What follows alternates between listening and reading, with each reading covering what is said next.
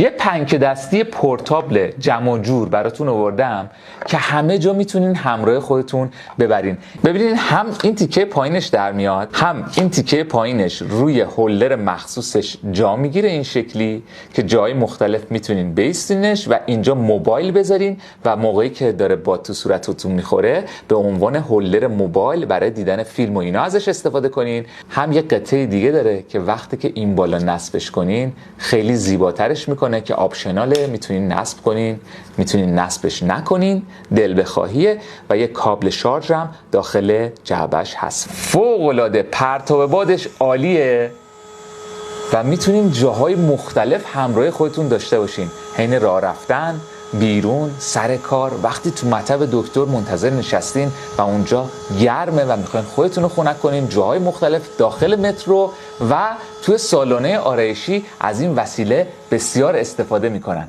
شارژدهی فوق‌العاده، شکیل و حرفه‌ای. این کالای جذاب و جالب رو تو فروشگاه شاپ ابزار میتونین از ما تهیه بکنین.